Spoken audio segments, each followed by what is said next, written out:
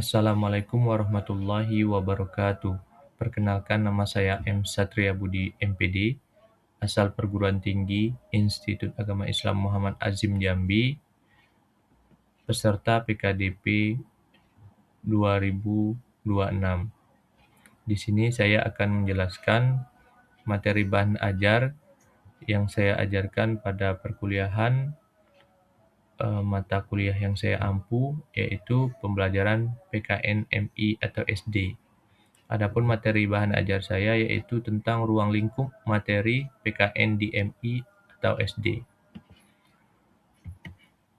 Ruang lingkup materi PKN di MI atau SD ada 16, yaitu yang pertama, karakteristik negara, yang kedua, Pancasila sebagai budaya bangsa Indonesia, Pancasila sebagai dasar negara, Pancasila sebagai ideologi negara, nilai dan moral Pancasila, Pancasila sebagai dasar nilai pengembangan ilmu, identitas nasional, bentuk dan tujuan norma atau kaidah dalam masyarakat, persatuan dan kesatuan bangsa, hak, kewajiban, dan tanggung jawab warga negara Indonesia, demokrasi Indonesia, Undang-Undang Dasar 1945, hak asasi manusia, globalisasi, dan ketahanan nasional. Yang pertama, karakteristik negara.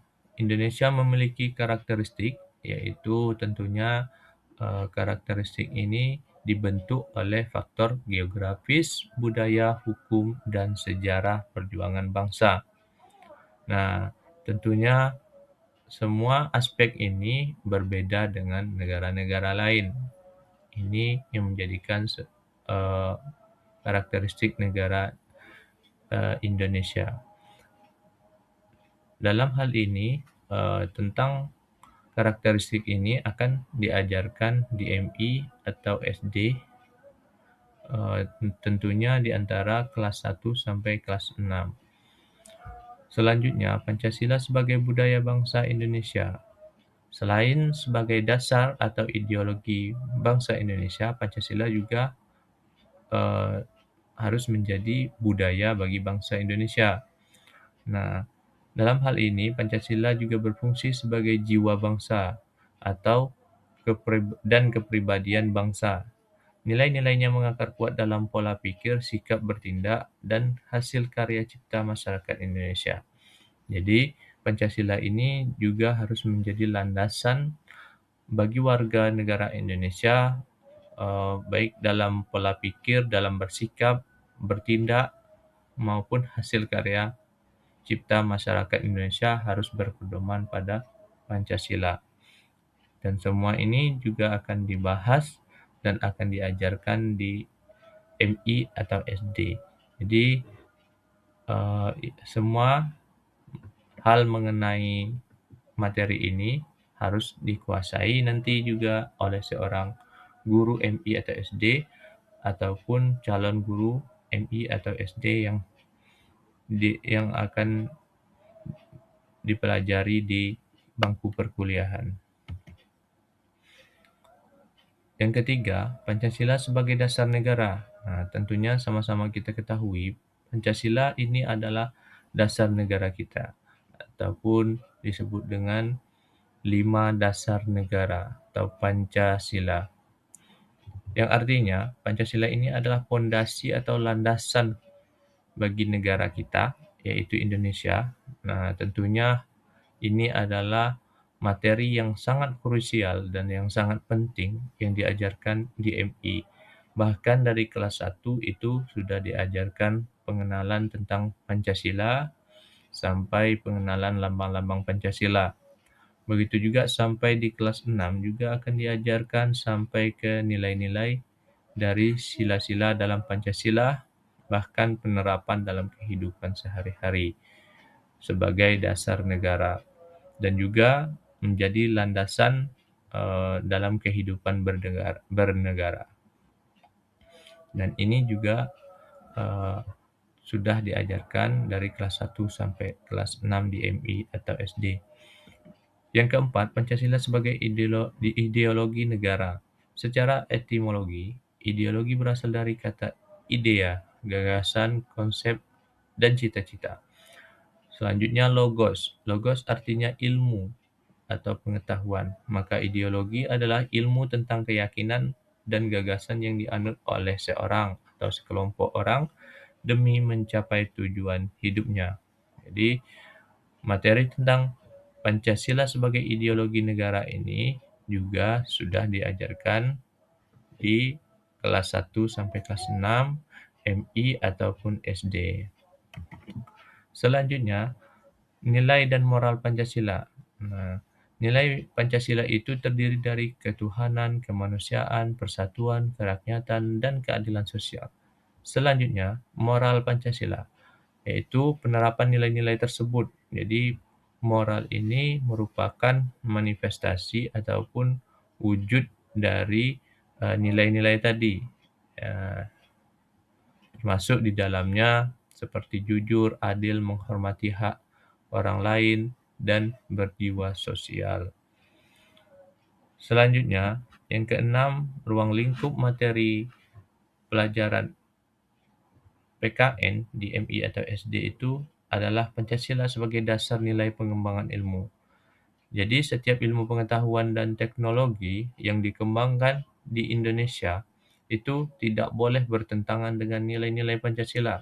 Nah, jadi ini juga akan ditanamkan kepada peserta didik nanti atau kita kenalkan, kita ajarkan kepada peserta didik di MI atau SD ya, supaya semuanya bisa memahami bahwa ilmu pengetahuan itu sebenarnya boleh kita ikuti perkembangannya, tapi tetap tidak boleh bertentangan dengan nilai-nilai Pancasila atau dalam arti kata harus berpedoman pada nilai-nilai Pancasila tersebut. Yang ketujuh, identitas nasional. Nah, identitas nasional ini tentunya di dalam pelajaran MI atau di MI atau SD, khususnya mata pelajaran PKN, identitas nasional ini seperti bahasa, lambang negara, bendera. Nah, begitu juga identitas yang lainnya itu juga sudah diajarkan di MI atau SD.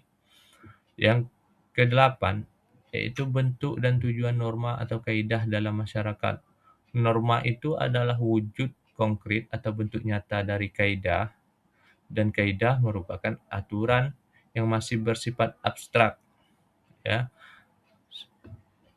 atau berada di dalam pikiran manusia mengenai apa yang seharusnya dilakukan atau tidak dilakukan, seperti berupa nilai, prinsip, atau hukum alamiah. Jadi, norma itu adalah wujud konkret atau manifestasi dari kaidah tadi. Yang kesembilan, persatuan dan kesatuan bangsa.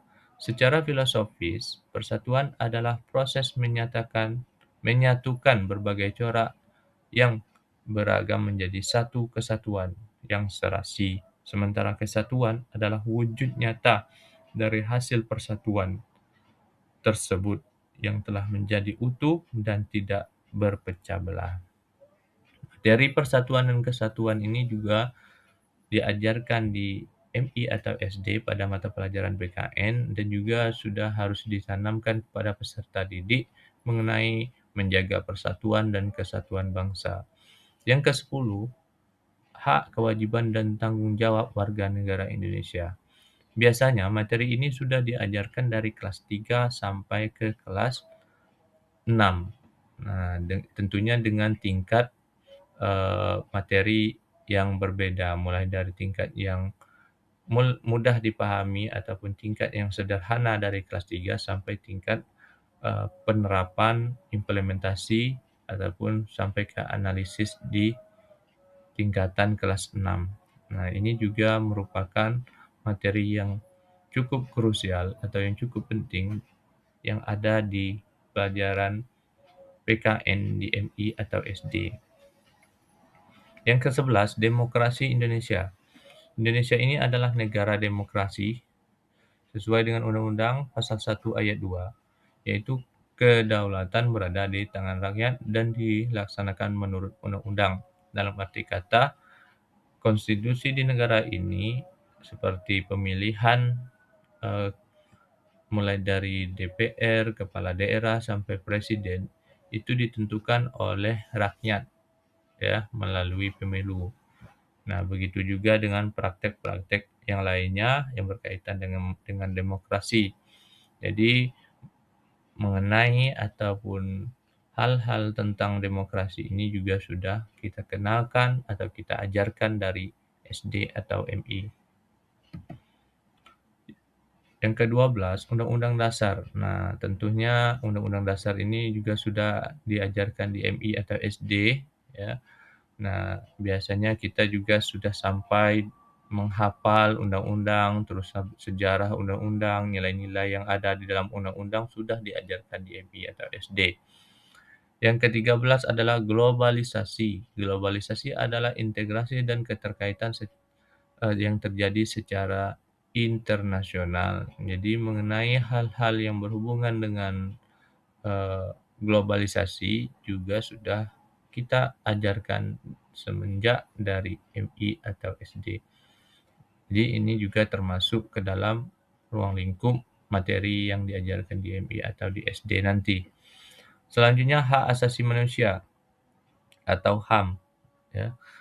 Hak asasi manusia ini tentunya sudah diatur dalam undang-undang, ya. Hak yang melekat pada diri manusia yang sudah ada sejak kelahirannya. Nah, begitu juga dengan hak-hak asasi yang lain itu sudah diajarkan juga di jenjang MI atau SD.